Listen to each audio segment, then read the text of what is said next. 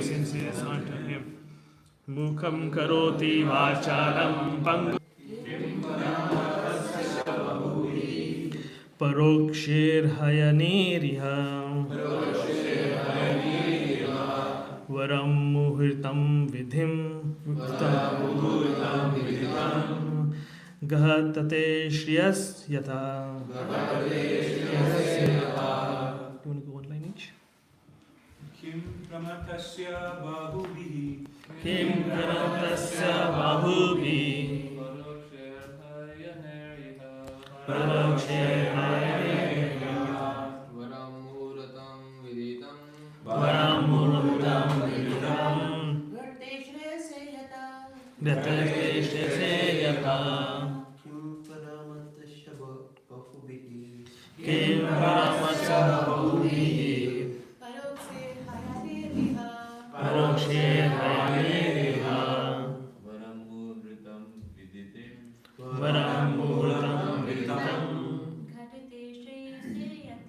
घटते श्रेयसे यतः किं परमस्य बहुभिः परोक्षे हयनेरिह varam muhurtam viditam वरं मुक्तं विदितं घटते श्रेयसे यथा घटते श्रेयसे यतः Kim paramatasya bahubhi किं परमस्य बहुभिः परोक्षे हयनेरिह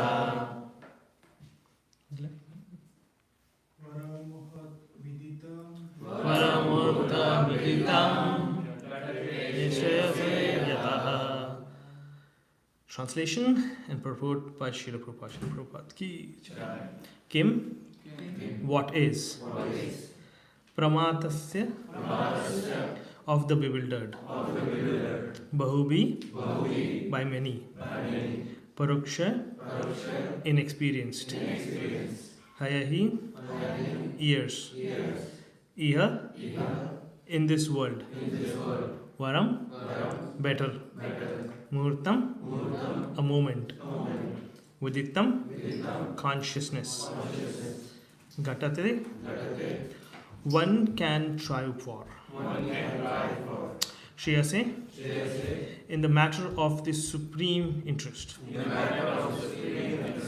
Yata? By that. Translation. What is the value of a prolonged life which is wasted, inexperienced by years in this world? Better a moment of full consciousness, because that gives one a start in searching after his supreme interest. Purport. Srila Sukadeva Goswami instructed Maharaj Parikshit about the importance of the chanting of the holy name of the Lord by every progressive gentleman. In order to encourage the king, who had only 7 remaining days of life, Srila Sukadeva Goswami asserted that there is no use in living hundreds of years without any knowledge of the problem of life. Better to live for a moment with full consciousness of the supreme interest to be fulfilled. The supreme interest of life is eternal, with full knowledge and bliss. Those who are bewildered by the external features of the material world and are engaged in the animal propensities of the eat, drink, and be merry type of life are simply wasting their life by the unseen passing away of valuable years. We should know in perfect consciousness that human life is bestowed upon the conditioned soul to achieve spiritual success, and the earliest possible procedure to attain this end is to chant the holy names of the Lord. In the previous verse, we have discussed this point to a certain extent, and we may further be enlightened on the different types of offenses committed onto the feet of the holy name. Srila Jiva Goswami Prabhu has quoted many passages from authentic scriptures and has ably supported the statement in the matter of offenses at the feet of the holy name. From Vishnu Yamana Tantra, Shira Jiva Goswami has proven that one can be liberated from the effects of all sins simply by chanting the holy name of the Lord. Quoting from the Markandeya Purana, Sri Goswami ji says that one should never blaspheme the devotees of the Lord nor indulge in hearing others who are engaged in belittling a devotee of the Lord. A devotee should try to restrict the vilifier by cutting out his tongue, and in being unable to do so, one should commit suicide rather than hearing the blaspheming of the devotee of the Lord. The conclusion is that one should neither hear nor allow vilification of a devotee of the Lord. As far as the distinguishing the Lord's holy name from the names of the demigods, the revealed scripture discloses, Bhagavad Gita 10:41, that all extraordinary powerful beings are but parts and parcels of the supreme energetic Lord Krishna. Exert from the Lord himself, everyone is subordinate. Except for the Lord himself, everyone is subordinate. No one is independent from the Lord. Since no one is more powerful than or equal to the energy of the Supreme Lord, no one's name can be as powerful as that of the Lord.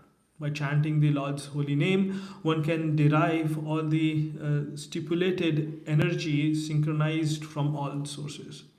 Therefore, one should not equalize the holy name of the Lord with any other name. Brahma, Shiva, or any other powerful god can never be equal to the Supreme Lord Vishnu. The powerful holy name of the Lord can certainly deliver one from sinful effects, but one who desires to utilize this transcendental potency of the holy name of the Lord is one's sinister activity, is the most degraded person in the world.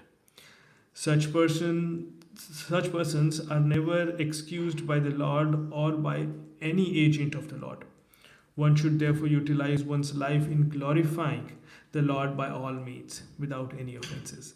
Such activities of life, even for a moment, is never to be compared to a prolonged life of ignorance, like the lives of the trees and other living entities who may live for thousands of years without prosecuting spiritual advancement. Srila Prabhupada ki jai. So let's just, before we get into the actual thing, let's just understand the background, right? I know everybody has been reading Bhagavatam, has been following along, but it's important for us to understand in the context of this what's happening. And for that, I'm going to jump to the last few verses from the Canto 1, which is 37 and 38 of the chapter 19, right? So Parikshit Maharaj, he's been cursed and he knows that he has only 7 days to live, right? Now in that position, he's made an inquiry. And that is what 37 and 38 verses talk about. He says, "You are the spiritual master of all great saints and the devotees. I am therefore begging you to show the way of perfection for all persons, and especially the one who is about to die." And we all are about to die sooner or later, so it all applies to us. "Please let me know what a man should hear, chant, remember, and worship, and also what he should and should not do. Please explain all this to me." Now, the reason why we also switched back quickly to the first canto, the end of it, was the fact that it shows us a particular difference here, right? Let's just see what happens in around our life. And the reason why I always keep going back to what do we do in our day-to-day lives is because, one, we need to introspect of what are we doing in comparison to these great Vaishnavas and Acharyas that we read about in the Bhagavatam. And it is also kind of in a way that this material world, what is the limitation and what's the bondage that it creates, right? So let's understand this. What do we see in a common environment around us when somebody has been communicated that you are terminally ill or something and you're going to die? Has anybody had an experience of ever talking to somebody who's terminally ill? Yeah, you have. So what is the stage? What is the life? What's the cycle of this looks like for all of these people? Do they immediately say, okay, fine? or do they go through a cycle? There is a cycle of emotion, right? The very first thing that would happen in any such will be they will be scared. Oh, I'm going to die. And they will be in disbelief. No, how can this happen to me? I was never smoking, I was never drinking. How can I have cancer? And all the different reasonings keeps going on in our mind. And that becomes the focus at that moment of time is, this cannot happen to me. This cannot be true. I did not do anything wrong. What wrong did I do to somebody else that this is what is the reaction coming to me? Why am I dying? This denial is the first stage for anybody who receives the information that they are going to die. Then they try and escape death in whatever they feel is they are incapable of. They will try and go and find a doctor who can help them. Say, let's me do a research and find out what are the different type of cures that exist. How is that I can control my illness? They can even go to the extent of trying to find some mystic person out there, some guru, some Baba who claims that they can help them avoid this death that they want to try and avoid. That is where they will try and say, okay, take my money. Take whatever I have, just let me live. All this is the struggle that a person goes through as soon as they hear that they're going to die. But it is only a matter of time that they start realizing that death is inevitable. It is coming. And then they come to the point of accepting it and realizing, yes, death is going to come. That's what we see mostly. Even at this time, when that acceptance of death comes in, such people in general, when we see, will not be moving into what we are seeing over here as Parikshit Maharaj doing, but would rather start going into the argument and debate like, once I'm gone, what is going to happen to my family? How do I make sure that they are going to be okay even without me? How is that I can make sure that they know all the accounts that I have and they can transfer that money out easily? Is that not how we have those conversations? Right? For anybody whose parents are going into that senior stage, that's the kind of conversation they start doing with you. Right? So they're now at that moment where they've accepted that death is coming, and now they're trying to prepare for death, but prepare for death in terms of what? My family should be okay. If my body cannot stay, my extended body should stay comfortably. Right? And then finally, they would say, okay, I cannot do all of this. At least let me leave behind a legacy. How is that people will remember me? So they will start becoming philanthropic. Let me give out money. Let me build charity under my name. Let me do this. Let me give out money everywhere. Oh, you take money, you take money, you take money. Taking care of everybody. Trying to be the most lovable person around so that people remember that person as being lovable. Doing all of these only so that they can be remembered. If they cannot remain in their body, they can remain in the terms of memories. The whole idea of all of the common mentality, if you see, is the want for existence. I exist either in the form of my body or my extended body or in terms of memories, but I need to exist. That's eternally what is within our heart. Let's see on the other hand what is happening. If you were the one who came to know that somebody whom you know is now terminally ill, and you know they're going to die very soon, what is your reaction going to be? It's going to be similar, right? You would try and you'll first be in shock, obviously, in disbelief again, like, oh, such a young person, how can he die? I've known this person for so long. Oh, it was only yesterday that we were playing together. We kind of come with those statements, right? And in that, the person is going to go and start offering suggestions. You know what? You should try all the herbal medicines. You should try yoga. You should try this. You should try that. We're giving all of these suggestions out with the intent to try and help them prolong their life. That's our attitude. Even if we are not the person on the side of receiving the information that we are going to die, we still go through a similar cycle of it. And we're trying to do all of these things with the thought that we're going to help them. But do we actually help them?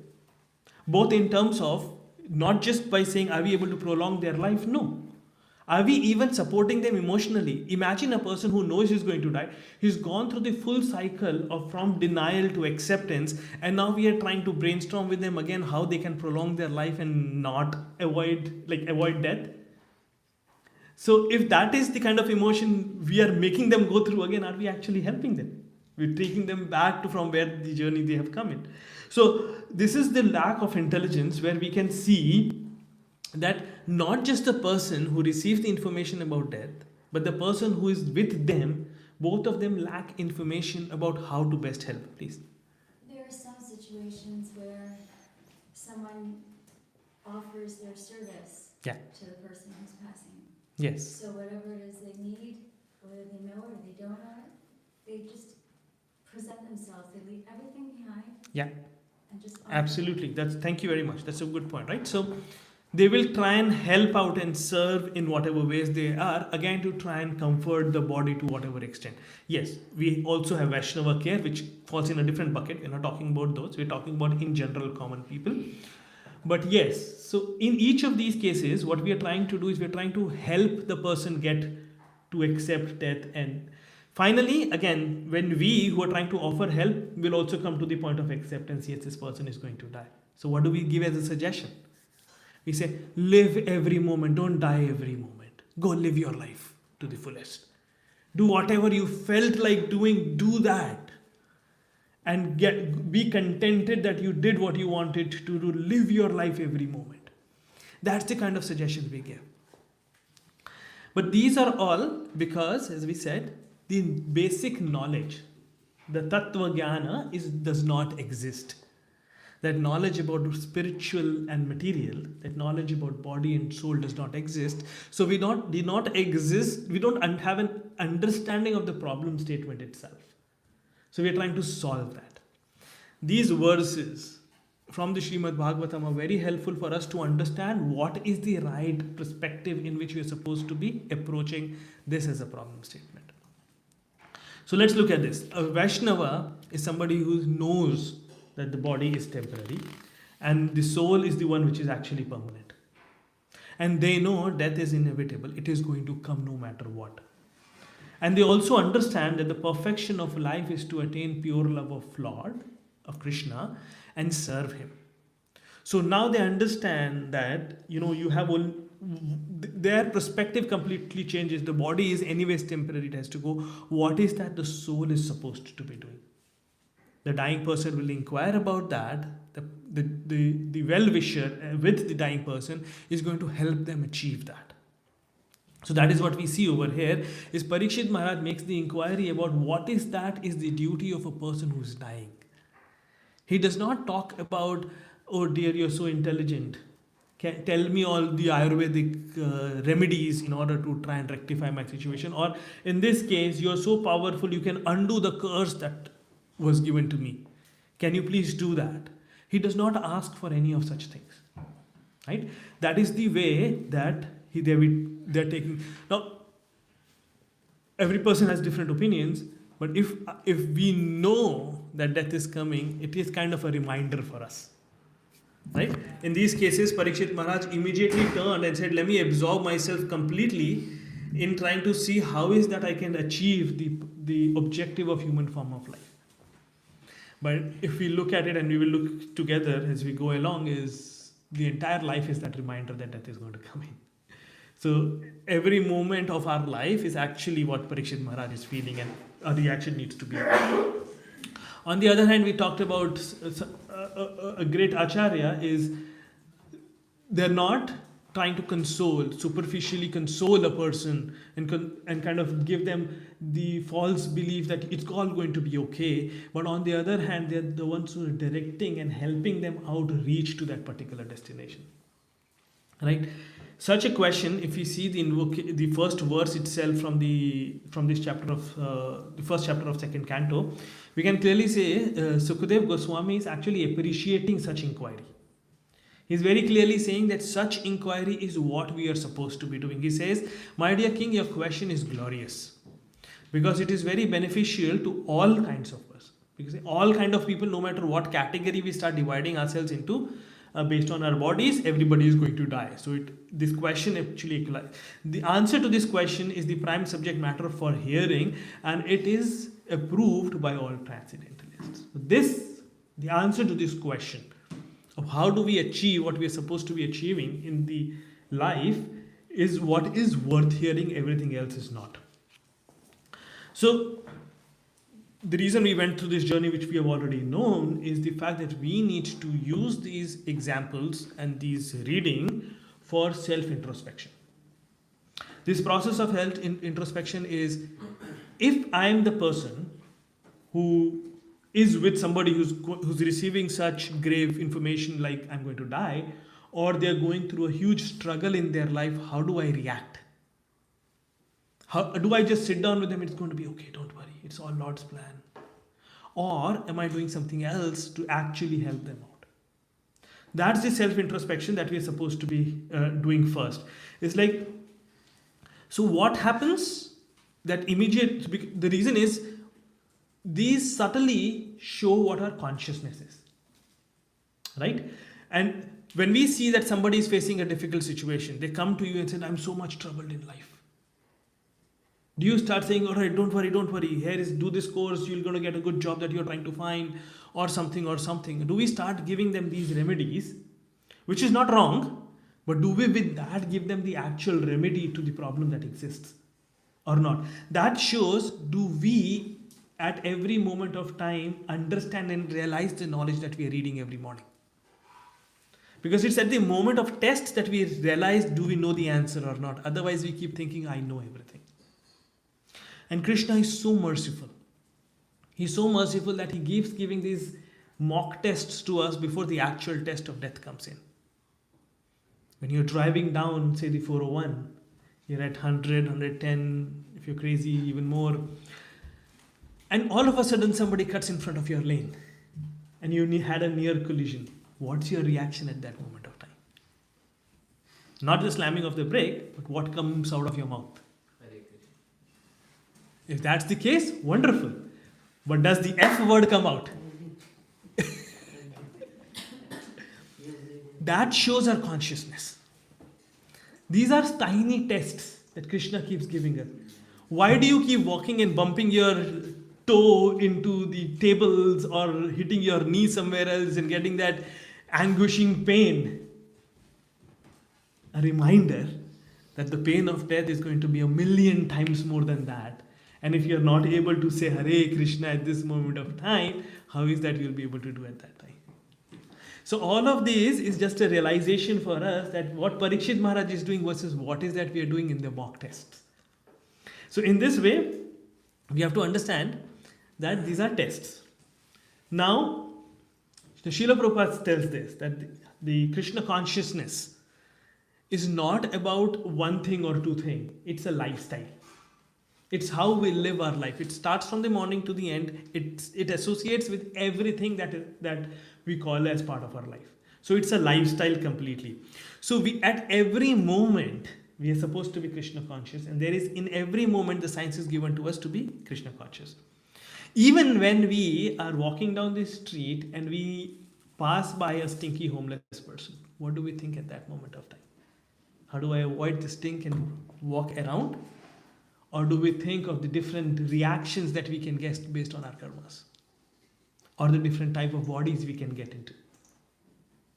Right? So that is what the entire life is meant for. It's the preparation for the time of death. And each of them are the mock tests. Now to the subject matter of the verse itself, which is the duration of life. So what is the duration of life meant for? The duration of life is meant for preparations. Keep giving these mock tests till when you get prepared for the final examination. That's all the duration of life is meant for and nothing else. So if that is the case, let's think of this in this way. You're a student and you're a good student. And you've been attending all the classes very nicely, taking up notes, every day coming back home and doing your assignments, going through your notes again, whatever you took in the lecture, doing your self-reads, doing all the practicing of the knowledge that you have got. If you have been doing that regularly, and if someday it's announced tomorrow is the exam or now is the exam, do you need time for preparation? You don't. You prepared. You're always prepared. You're not scared. There's no problem. He said, what I've been doing at home as the practice sheets and the mock test, that's exactly what I have to do now. There is no difference. On the other hand, if you have been skipping classes, not doing any of the practices, nothing, and when the exam is announced, what would your first reaction be? Oh, I wish I had a little time to prepare. And then I would have done better. That's the most immediate, obvious reaction, right? We used to joke during our days of doing the graduation, like our engineering things, like from next semester onwards, I'm going to start studying from the very beginning. I'm not going to wait till the very end. Every semester, 8 semesters, 8 semesters total. And every semester we said the same thing, but we never did it. It was all the last night studies, right? So that shows our mentality, that we are leaving it all towards the end. So if we are sincere, then we would study from the very beginning, continuously keep practicing. Then the duration of time that we have from now between the examination does not matter. So duration of life is the same aspect. If we are being Krishna conscious as every moment of time, if we are practicing what we are being taught at every moment of time, if we are accepting every instruction every moment of time, then the duration of life does not matter if it is less or it is more. We are always ready for the examination. And so we don't get surprised, right? On the contrary, if we have not been preparing ourselves, then at the time of death, a consciousness is not going to be perfectly situated at the lotus feet of Lord Krishna. There is no way we can do that. We are ones who are much, much, much weaker students as compared to, say, for example, Maharaj Bharat. But if he is the one who could get deviated, but I would say he got deviated only to teach us a lesson. But if he can get deviated from his consciousness and have a very different result than what was intended, then what can be said about us? So every moment, that is what we need to be done. And our consciousness then will build up, like the example that has been given in the next verse also over here is of Maharaj Katwangu. Like, when am I going to die? You just have a moment enough left in life. He sits down immediately and starts meditating on the Lord. Because he knows that is what has to be done. He's practiced this all his life. It's just about sitting down and doing it. Right? We have experience of this. Do we? Roll back. The first time you started chanting. How difficult did chanting seem at that moment of time? 16 rounds? Do you know how much amount of time that takes? Now you're chanting regularly 16 rounds. It's become part of your routine. It subconsciously automatically happens. Right? So that is very good examples. Now, there is very beautiful part of a lecture. I'm forgetting which. I listened to some kirtan, and at the end this quote from Srila Prabhupada keeps coming, and that's why I remember it very nicely. Srila Prabhupada is being asked a question. I said, we are practicing all this Krishna consciousness, everything. How much time will it take for us to go back to Godhead? And even before this question is complete, Srila Prabhupada gives the answer that it is one moment. It's only about one moment that it's going to take us. And then he quotes the verse and he says that, are you not reading Bhagavad Gita? He kind of chastises in his own loving manner. And are you not reading Bhagavad Gita where it says Sarva Dharma Parityajya Mama Eka Sharanadaja Aham Tvam Sarva Papebhyo? Because the question was, we have done so much of sinful reaction, how much time will it take for us to cleanse all these sinful activities of ours to be able to come to the point of full surrender to Krishna? It says that all you have to do is surrender to Krishna and everything else is going to fall automatically in that place. Now a learned person knows about all of these things. Right? 213. We also know that a learned person is not bewildered by all of those things. They know it. And that is where then the duration of life becomes insignificant if we know this. Then why do we...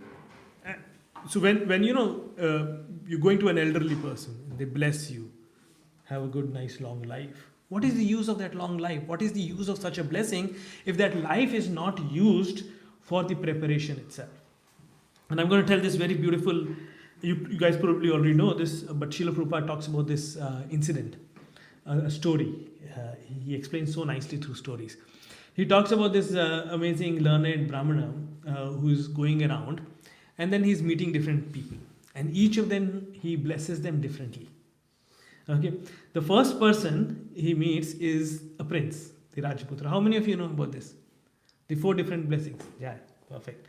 Jai, Jai. See, so this is where again we see how duration of life can reflect into blessings, right? So the first person that this learned Brahmana meets is the prince, the Rajputra, and to him says Chiranjeeva. He said, you live long.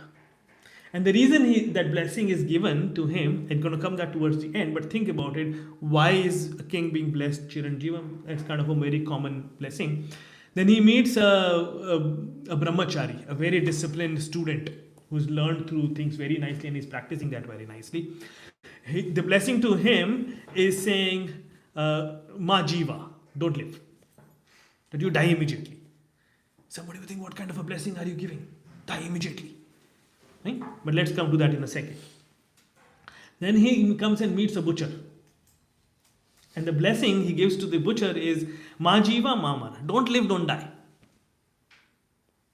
And then he meets a devotee, a sadhu. Right? And he says, Jiva va marava. If you decide you want to live or die. Why are these different blessings given? Because the duration of life, the blessing is around the duration of life, but the blessing is based on your preparedness for the exam. The king is the one who's in opulence. He's enjoying materialistic life right now like anything.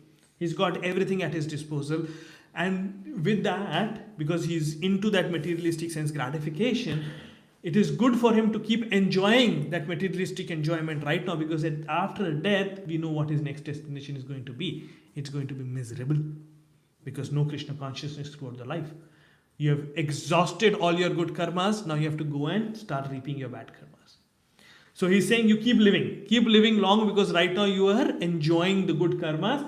This is a better situation for you than what is coming up in the future. A brahmachari was said, go die immediately, because he is well trained.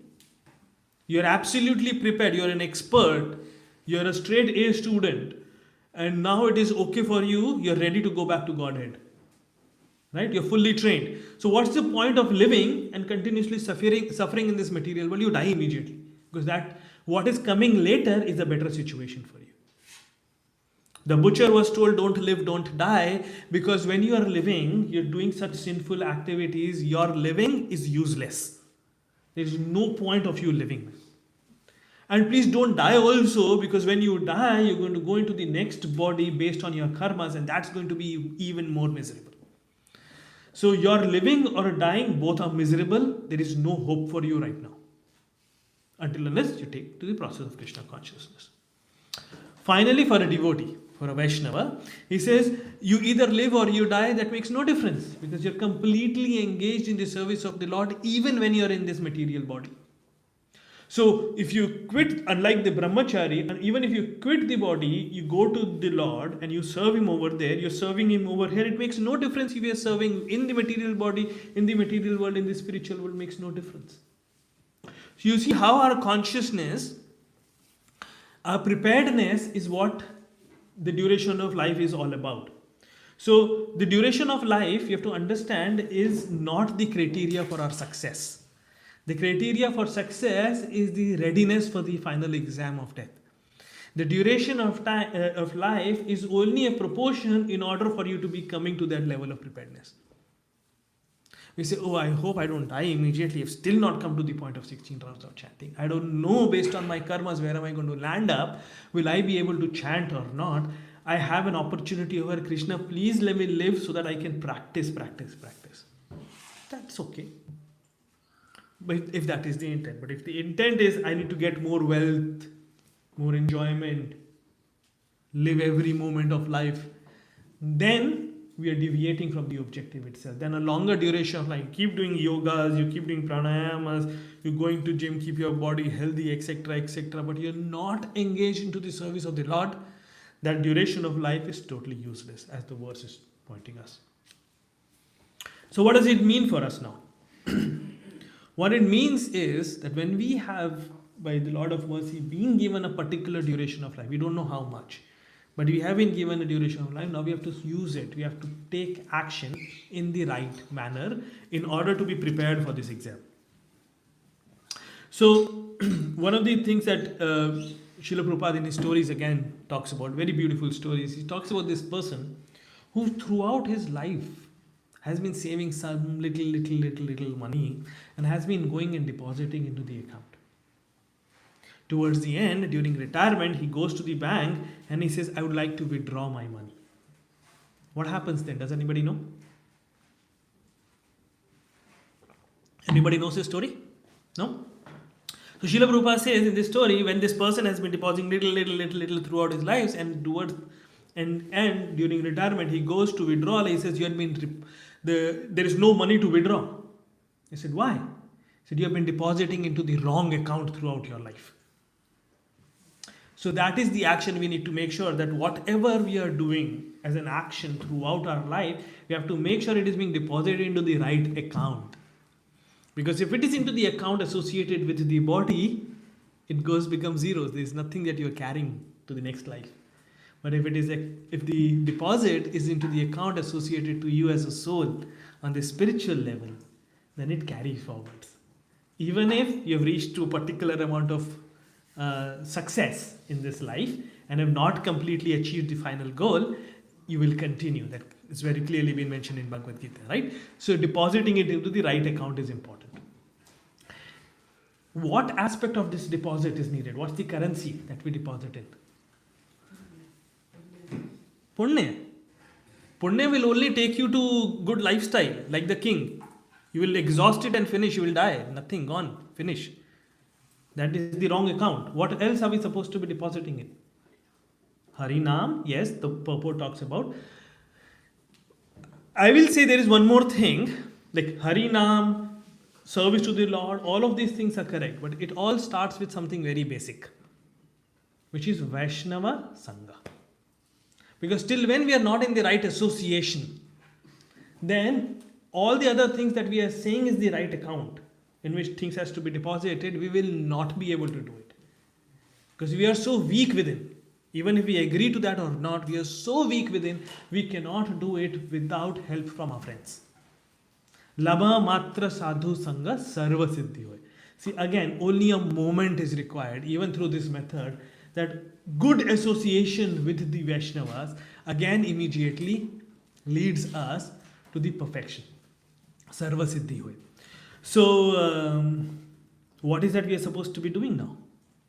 We are supposed to be doing two aspects of things. We have two responsibilities here. One, to give association. Two, to take association.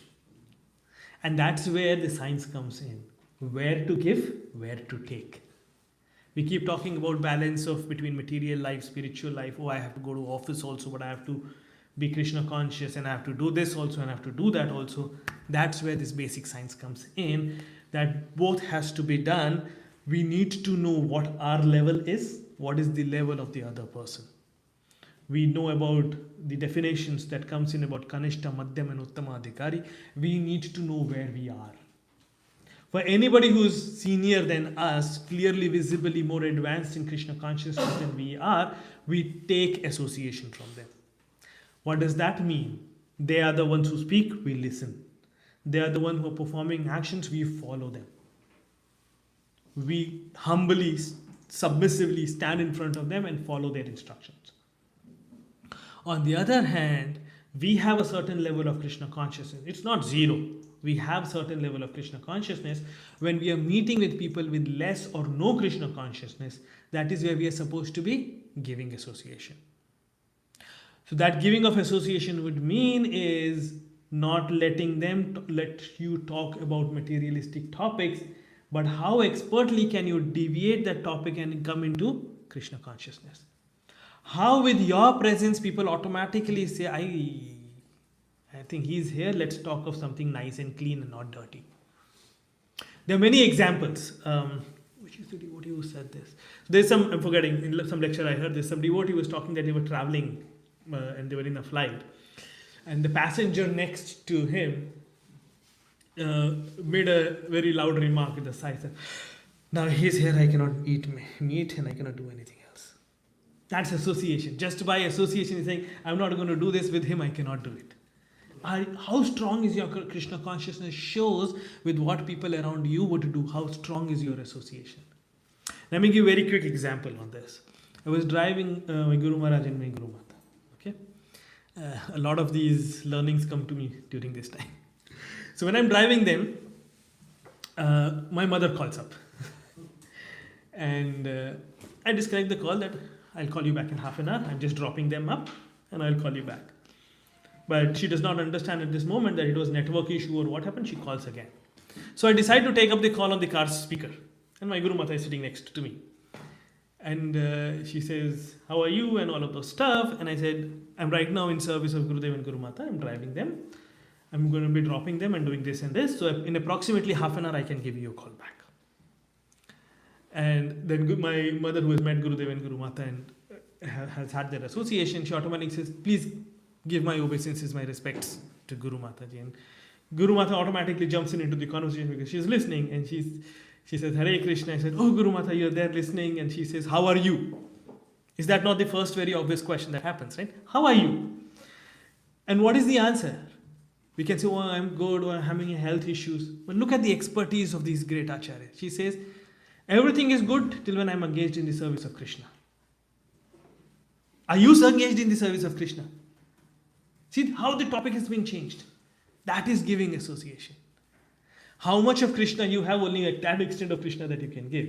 So take Krishna from where Krishna exists and give Krishna where it does not exist. That is what we are supposed to be doing. But there is a caveat here. That is what Srila Prabhupada very strongly mentioned in the purport. That caveat here is two aspects of things. I'm going to talk about the root cause of it and then understand. We're not supposed to be getting puffed up with all these false designations that I have been in ISKCON for longer than you have been. I'm senior. What do you mean? I live in the temple. You don't even come to the temple. My hours in the temple is greater than you. I'm senior. How many books have you read? How many times have you read? We come up with different criteria, and on the basis of that we talk about seniority and stuff. Let's not do that, because that leads to Vaishnava aparad. And these aparad is what Srila Prabhupada is very strongly warning us against. That yes, you're supposed to be doing all of those things. The duration of life, which is the subject for today, again, meaningless if you use that entire life for either not taking actions or taking actions and nullifying that with aparada. Either Nama aparad or a Vaishnava aparad, or there's so many different type of aparad. Nectar of devotion is the full treasure to understand that. Let's not do that, because these aparad are like, again, very nice story from Srila Prabhupada. He talks about this set of people who were engaged in a wedding ceremony, like for those who know, going for a barat, right? So they have to go to for the wedding ceremony to happen across the river. And before that, they have been partying hard, drinking hard, going crazy. You've seen that. So now they go and sit in the boat to go across for the wedding ceremonies to happen. They're rowing. All night has passed. In the morning, they're still on the same side of the river. Why? They never took out the anchor.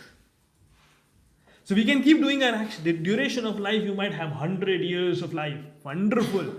You might be rowing all your life, but if the anchor of Vaishnava aparads, all of these aparads, Nama aparads, have not been removed, there is no progress that happens. So that's the warning that is being given over here. So everything equates to a very simple understanding that we have to use this knowledge, we have to use the sanghas, we have to use the duration of life, which can be done in a particular moment only, is to come to the realization and understanding about the position of Krishna and what we are supposed to do in that surrender. My final point to explain and understand what surrender means is this. Surrender does not mean just superficially doing things. It is within your heart what is that it means. What is that your belief is? What is the consciousness with which you are doing the things? You might be sitting in the kitchen all day and doing service, but you're doing it with the thought that people are going to praise my cooking, or is it that I'm cooking it for the pleasure of the Lord? That consciousness within the heart is very important.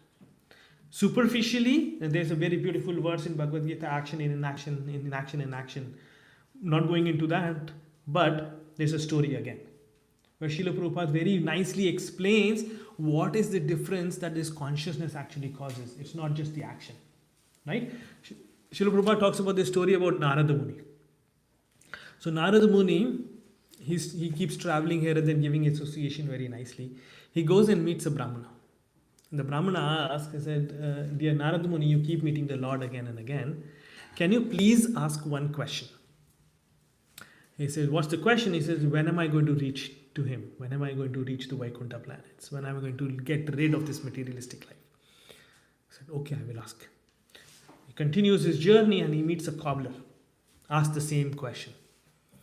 He continues his journey, goes back to Krishna, and he conveys these questions from these two to Krishna. And what does Krishna respond? He said, the Brahmana is going to take lots and lots and lots of lives before he comes to the point of coming to me. And what about the cobbler? Oh, as soon as he leaves this body, he is coming to me. Narada Muni did not understand. He said, if you want to understand why is this going to be, when you go back to them and they ask you what is that Krishna was doing, tell them the answer that Krishna was putting in an elephant through the eye of a needle. Okay. He goes back to the Brahmana. The Brahmana says, what was Krishna doing? Did you ask my question? And he says he was sewing the elephant to the needle, or to the eye of the needle. He's like, what? Are you kidding me? That's not possible. You're crazy. The eye of a needle is so small, elephant is so big. How is that it's even possible? I don't believe you. You're lying. Gives the same answer to the cobbler who starts crying with emotion. He says, oh, the Lord is so amazing. Why does he say, like when Narada Muni asks, like, why is that you're believing in it? He says, look at all of these plants, all of these trees, and every fruit that exists has seeds. And within that seed, the Lord has so many different trees in there. He can do anything he wants to. What are you talking about doing this? He can do much more than this. Right? So that is the amount of surrender and belief. That is Shraddha, the faith that we are supposed to be building in. That is what is the objective of life. Duration of life is not significant. It's understanding and coming to the point of this understanding and surrender. That is what matters. Thank you so much. Hare Krishna. Quickly, any questions or comment before we wrap up? Anybody? Nice. Beautiful. Yes, sir. Thank you so much for the wonderful class. Prabhu, can you elaborate on more that you mentioned that Krishna consciousness is a lifestyle. It's not about one or more thing. So when we talk about be Krishna conscious, we start putting bullet points. Do your chanting, do your follow the regulative principles, read shastras. We put bullet points. And if we are doing that ways, then we say, okay, I did my 2 minutes reading today, done. I did my 1 round of chanting, done. And so always saying I'm being Krishna conscious. But Krishna conscious is being in the consciousness of Krishna at every moment, time, place, and circumstance, irrespective of that. That is why it's a lifestyle. Whatever action you are doing at every time, place, and circumstances needs to be for Krishna's pleasure as per his instructions. You are sleeping, you sleep how a Krishna conscious person is supposed to think. You're eating, you're doing whatever you're doing. Even if you're driving, no matter what, every time, place, and circumstances, you can be Krishna conscious. And that's why it's a lifestyle. If you see what you were doing before you came to this process, what was your daily routine like and what is it now? You changed your lifestyle completely. And that change has to continue. It's just not that we've crossed a particular line and we're good. No, that change has to continue. That is why it's a lifestyle. Does that make sense? Okay. Yes, Rupa. Yes, thank you so much for wonderful class. I have a comment to make. I like Yes. a couple of points. Some of them were when you shared about that we want to live forever through our family members or in someone's mind. So it goes subtler and subtle ways. The want of to live forever.